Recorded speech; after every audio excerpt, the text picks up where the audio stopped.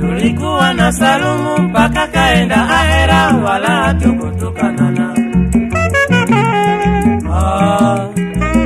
Alipoingia yeye aliyeleta si miziki bali ni matusi. Jiwa Morogoro ulisifika sana kwa mambo ya miziki na nyimbo zenye manao. Amekuja mchafuzi wa jina la Moro Jazo na Morogoro